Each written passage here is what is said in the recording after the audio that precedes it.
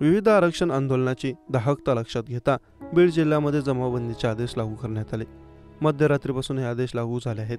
5 किंवा त्यापेक्षा अधिक व्यक्तींना मोर्चे, निदर्शने, आंदोलन, धरणे करण्यासाठी जमावास परवानगीशिवाय एकत्र येता येणार नाही। बीडचे अपर जिल्हा दंडाधिकारी शिवकुमार स्वामी यांनी हे आदेश पारित केले। मराठा, ओबीसी, धनगर समाजाच्या वतीने आरक्षण मागणी अनुषंगाने आंदोलने चालू आहेत। तसेच आगामी काळात मराठा आरक्षणाच्या मागणीवरून मनोज जरांगे हे 25 जानेवारीपासून मराठा समाजाला सोबत घेऊन सामूहिक आमरण उपोषणाला बसणार आहेत। सध्या बीड जिल्ह्यामध्ये केज येथे दाखल असलेल्या गुन्ह्याच्या अनुषंगाने विविध राजकीय पक्ष व संघटना यांच्याकडून सदर गुन्ह्याच्या अनुषंगाने आरोपींना कठोर शासन व्हावे या मागणीकरिता अचानक आंदोलन करत आहेत। राजकीय पक्ष संघटनेच्या वतीने त्यांचे न्याय मागण्यासाठी विविध प्रकारचे निदर्शने, आंदोलने, उपोषण, मोर्चे इत्यादी होण्याची शक्यता आहे।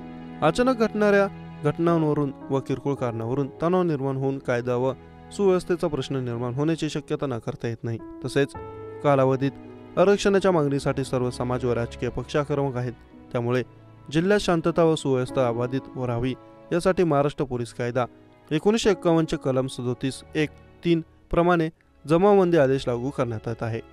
14 जानेवारीपासून 28 जानेवारीपर्यंत बीडमध्ये जमावबंदी लागू करण्यात आली। या कालावधीत मोर्चे, निदर्शने, आंदोलने, धरणे यासारख्या आंदोलनांमध्ये 5 किंवा त्यापेक्षा अधिक व्यक्तींचा समावेश असलेल्या कोणत्याही जमावास परवानगीशिवाय एकत्र येता येणार नाही।